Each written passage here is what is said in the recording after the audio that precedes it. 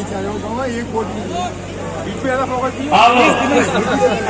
कड़ी को आगे बढ़ाते हुए मेरी गुजारिश है, अरे आगे मत आओ यार, वाले जनाब शकील मौलाना, एक मिनट रुक जाओ शकील मुल्ला जी टाल वाले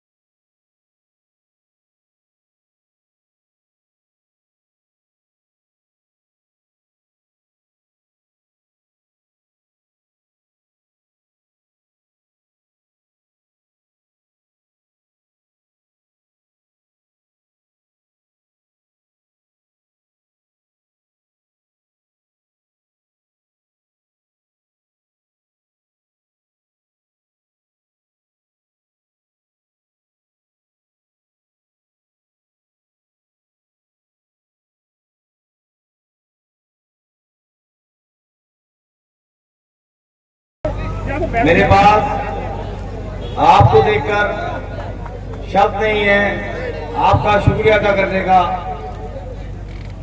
मैं ये देख रहा हूं कि हमारे नगर पंचायत सेवनी से कोने कोने से हमारे भाई, हमारे बुजुर्ग और हमारी बहनें और माताएं यहाँ आई हैं। मैं आप सबका बहुत शुक्रिया अदा करना चाहता हूँ। 5 मिनट बाद आली जनाब मोहम्मद आलम खान साहब और अब्दुल्ला आलम खान साहब, जिनका आपको बेसब्री से इंतजार है, वो यहाँ पहुंचने वाले हैं। हालात ये लग रहे हैं देखकर कि आप लोगों ने अपना फैसला ले लिया है।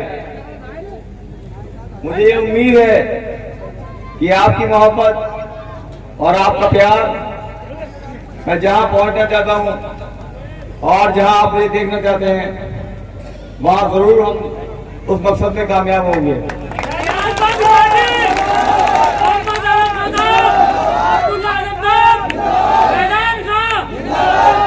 अपने इस प्यार को, अपनी इस मोहब्बत को यूं ही बनाए रखना। आने वाली 4 तारीख को वोटिंग है। ये प्यार, ये मोहब्बत तब भी बना रहना चाहिए। और मैं ये वादा करता हूं, ये यकीन दिलाता हूं कि मेरी तरफ से पूरी ईमानदारी, वफादारी से मैं आपसे, आपके साथ कदम से कदम मिलाकर चलूंगा।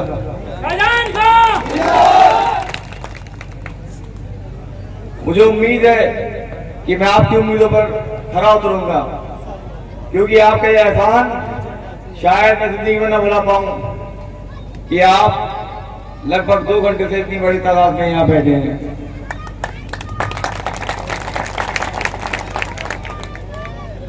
ये आपकी मोहब्बत, आपके प्यार का कर्ज मैं जिंदगी भर चुकाता रहूंगा।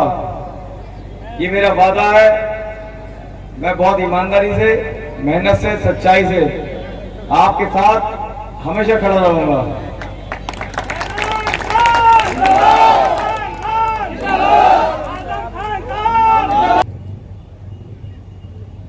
मगर ये बात अच्छी नहीं है। हमने अपनी तकरीबन 50 साल सियासी जिंदगी में अपनी जिंदगी की सच्चाई, जो कहा वो ही किया और वही कहा जो कर सके। जो नहीं कर सके वो कहा ही नहीं, झूठ नहीं बोला सियासत में। आपको सोने और चांदी के कंगन पहनाने का कभी वादा नहीं किया, लेकिन जो सोने के कंगन हमें मिल सकते थे वो कंगन हमने नहीं लिए। आज भी गली में रहते हैं, कल भी गली में रहते थे और चाहते ये हैं कि कोई कलंक दामन पर न लगे और माथे पर कोई ऐसा निशान ना आए जो आपके सामने हमें शर्मिंदा होना पड़े और वो गली ही हमारी मौत बन जाए। ज़मीर का सौदा न हो, अभी तक नहीं किया है और ये हिम्मत हमारी नहीं है। जब सीतापुर की जेल में थे, एक कोठरी में बड़ा सख्त है अपनी औलाद को जेल में रहकर रखना, बहुत सख्त।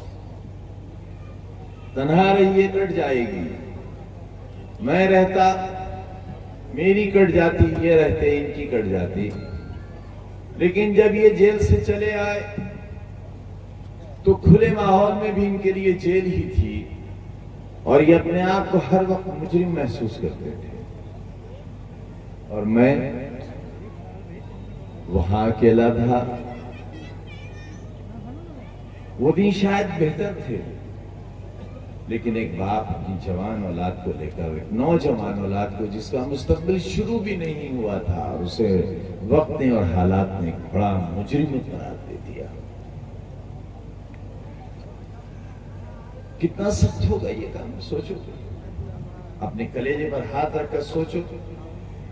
एक बाप, एक माँ अपने दिल पर हाथ रखकर सोचे कि 8x11 की कोठरी में बाप बेटे बंद हैं और तन्हा हैं, और ये वो कोठरियां हैं जिनमें उन लोगों को रखा जाता था जिन्हें पीछे के रास्ते से ले जाकर फांसी के तख्ते पर पहुंचाया जाता था। वहां रखे गए थे। लेकिन क्या हमने जिंदगी का रास्ता बदल दिया? तकलीफों के डर से हमने दिन को रात नहीं कहा और रात को दिन नहीं कहा। और यही बात आपसे कहने के लिए आए हैं कि हमारा कौन सा इम्तिहान और चाहते हो? कब करोगे हम पर भरोसा?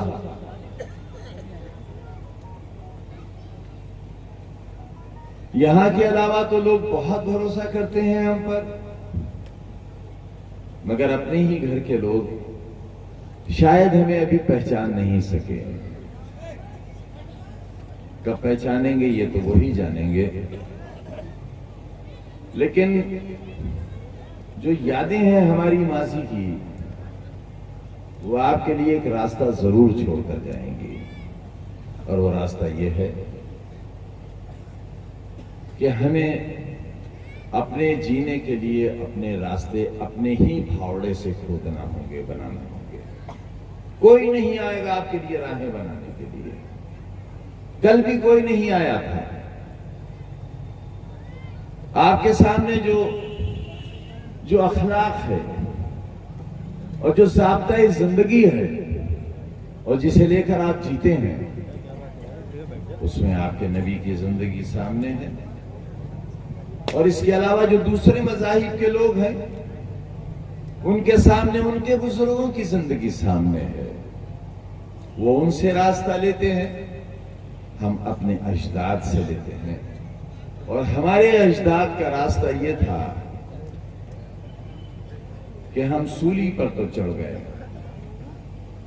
कुतुब शहीद एक बुजुर्ग गुजरे हैं आपके, उन्हें इसीलिए कुतुब शहीद कहा जाता है। हाकिम वक्त उन पर कुत्ते छोड़ देता था और कुत्ते उनका जिस्म का गोश्त खाते थे। फिर उन्हें बाजार से गुजारा जाता था ताकि लोगों को इबरत हासिल हो। जब उनके जख्म भर जाते थे इलाज के बाद, फिर उन पर कुत्ते छोड़े जाते थे, वो फिर जख्मी हो जाते थे। एक दिन बाजार से गुजारे जा रहे थे जख्मी हालत में, एक शख्स उन पर हंस रहा। वो रुक गए और पूछा कि जालिम, मेरी ये हालत देखकर तुझे इबरत नहीं होती? तुझे तकलीफ नहीं होती कि मैं किस हाल में हूं? उसने जवाब क्या दिया? उसने कहा, बुजुर्ग, मैं तेरी बुजुर्गी का कायल हूं, लेकिन मैं तुझसे ये कहने आया हूं कि जितना तू अच्छा है मैं उससे कहीं ज्यादा बुरा हूं। लेकिन हाकिम वक्त के जुल्म के रास्ते से गुजरा हूं, लेकिन मैंने बुराई का रास्ता नहीं छोड़ा। देखना यह है कि तो जालिम हाकिम के जुल्म के डर से अच्छाई का रास्ता कब छोड़ देगा। है आपके सामने मिसाल, एक नहीं बेशुमार मिसालें हैं आपके सामने। देखते हो रोज पुलिस पकड़ के ले जाती है, मारती है, पीटती है, सड़कों पर जलील करती है, जेल ले जाती है, थाने में मारती है, जमानत पर निकलता है, फिर वही काम शुरू कर देता है, सजा होती है, निकलता है, फिर वही काम शुरू कर देता है, और हम डर जाते हैं कि कहीं पुलिस वाला हमको गाली न दे दे। आप क्या उम्मीद करते हैं पुलिस वाले से? और क्या देगा आपको? आप डर जाते हैं इससे कि हम पर डंडा ना उठा ले। और है क्या उसके पास? आपने कहां सहा है जितना हमने सहा है, और हम सहते हैं। हमने पार्लियामेंट खो दी, आपकी कमजोरी और बुज़दिली के सबब। हम शेर के मुंह से निकाल कर लाए थे हाथ डालकर आपके लिए, वो खो दी आपने। शहर की असेंबली खो दी हमने। अब एक मौका और है, आपकी हिम्मत का इम्तिहान है। तसादुम की राय तो हमने कभी दी नहीं। 40 साल की सियासी जिंदगी में कभी टकराव नहीं होने दिया, कभी आमने सामने खड़ा नहीं होने दिया। लेकिन एक नाखुशगवार वाकया शहर में कुछ नाकबदअंदेश लोगों की वजह से हुआ, जो बड़े शौकीन थे जिंदाबाद के नारे सुनने के लिए। उन्होंने मरवा दिया, लुटवा दिया पूरे रामपुर को। सैकड़ों लोग जेलों को गए और आज भी जेलों में गए, बर्बाद पूरे खानदान के खानदान। लेकिन वो कलियां ही बांटते रहे, जालिमों को कलियां बांटते रहे। वीरान कर दी मसाजिद उन्होंने, नाजायज फतवे देकर। आज जिम्मेदारी आपकी है, आपको बचाना है। वो अपने आप को बचाने में लगे हैं। जब वो अपने आप को बचाने में लगे हैं तो आप भी अपने आप को बचाने में लग जाओ, और उसका तरीका यह है कि मुत्तहिद हो जाओ। क्या मैं खोल कर बताऊं आपको? रखवा लूं अपनी कनपट्टी पर भी तमंचा? गली को कहा है मैंने, और क्या चाहते हो? बस इतना ही तो रह गया है। और कौन सा जुल्म बाकी है और कौन सा इम्तिहान बाकी है? आपसे मांगने के लिए आए हैं, आपके लिए। सितम तो देखिए, आपके लिए मांगने के लिए आए इतनी दूर से। ये महकमा भी हमारा ही था, पता नहीं आइंदा होगा कि नहीं होगा, लेकिन उम्मीद अच्छे की करते हैं। हम मायूस लोग नहीं हैं। इंशाअल्लाह इख्तिदार में वापस आएंगे और इनको बजट भी इंशाअल्लाह हम ही अलॉट करेंगे आपके साथ।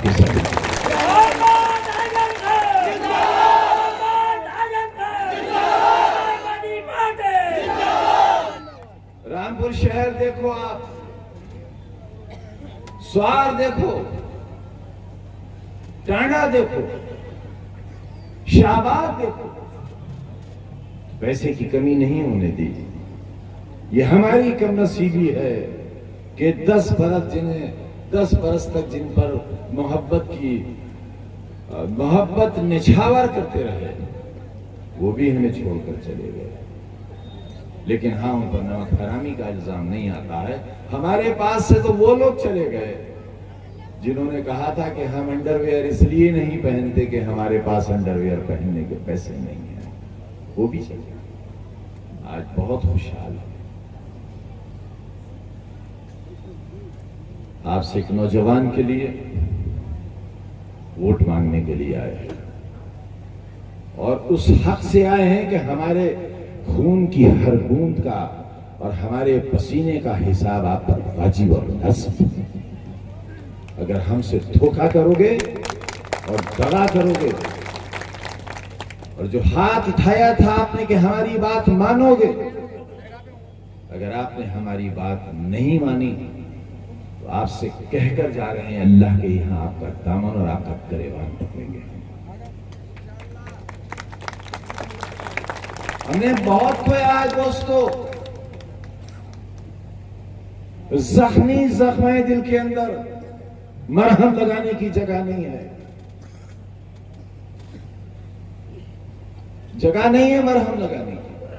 आप हमारा मरहम करो, अपने आप को तकसीम मत करो।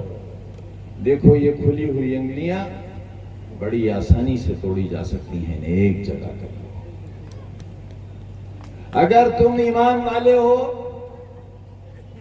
तो न तुम में कोई छोटा है, न तुम में कोई बड़ा है, न कोई अरबी है, न आजमी है, न गोरा है, न काला है, न औरत है, न मर्द है। तुम एक मुट्ठी की तरह हो और जभी तक महफूज हो जब तुम एक मुट्ठी की तरह हो, और जिस दिन ये मुट्ठी खुल जाएगी मिसालों की कोई कमी नहीं रहेगी और हर चीज तुम्हारे सामने है, कुछ तुमसे छुपा हुआ नहीं है। अपने अंदर का ये तासुब और अपनी जिंदगियों के अंदर का ये घटियापन और ये जहर खत्म करो। तुम में अफजल वो है जो किरदार में अच्छा है, जो अपनी जुबान में अपना अच्छा है, जो अपने वायदे में अच्छा है, जो अपने रख रखाव में अच्छा है, वही तुम्हारे अंदर सबसे अफजल है। तुम्हारे इमाम के लिए शर्त नहीं है कि तुम्हारे इमाम की जात क्या होगी, तुम्हारे इमाम के लिए शर्त नहीं है कि उसकी शक्ल कैसी होगी, तुम्हारे इमाम के लिए शर्त नहीं है कि उसकी रंगत कैसे होगी, तुम्हारे इमाम के लिए ये शर्त है कि उसका दामन कैसे होगा। अगर तुम्हारे इमाम का दामन दागदार नहीं है तो इमामत का हक सिर्फ उसी को है, न किसी दौलत वाले को है, न किसी असमत वाले को है।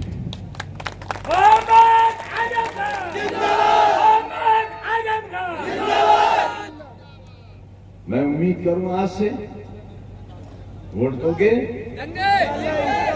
और बहुत से हाथ नहीं उठे मेरे साथ तो